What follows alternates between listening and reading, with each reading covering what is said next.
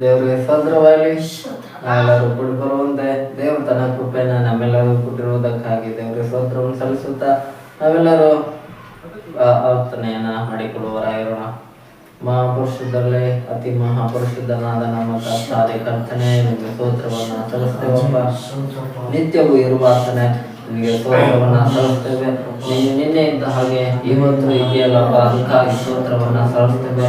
ನಾಳೆಯು ನಿತ್ಯ ನಿರಂತರ ಶಾಶ್ವತವಾಗಿ ಇರುವಂತಹ ದೇವರು ಅದು ನೀನು ಮಾತ್ರನೇ ಆಗಿದೆಯಪ್ಪ. ಅದಕ್ಕಾಗಿ ನಾವು ನಿಮಗೆ ಸ್ತೋತ್ರವನ್ನು ಸಲ್ಲಿಸ್ತೇವಪ್ಪ. ನಾವು ಹೋಗುವಾಗಲೂ ಬರುವಾಗಲೂ ಪ್ರತಿದಿನ ಪ್ರತಿ ಕ್ಷಣವೂ ನೀ ನಮ್ಮನ್ನ ಕಾದು ಕಾಪಾಡಿ ಕರೆ ಹಿಡಿದು ಕಣ್ಮಣಿಯಂತೆ ನಡೆಸಿರುವ ದೇವರು ನೀನಾಗಿದೆಯಲ್ಲಪ್ಪ. ಅದಕ್ಕಾಗಿ ನಾವು ನಿಮಗೆ ಸ್ತೋತ್ರವನ್ನು ಸಲ್ಲಿಸ್ತೇವಪ್ಪ. ತಂದೆಯು ಮಕ್ಕಳನ್ನು ಹೊರುವಂತೆ ನಮ್ಮನ್ನ ಹೊತ್ತು ಪೋಷಿಸಿದಂತ ದೇವರು ನೀನಾಗಿದೆ. ಅದಕ್ಕಾಗಿ ಸ್ತೋತ್ರವನ್ನು ಸಲ್ಲಿಸ್ತೇವಪ್ಪ.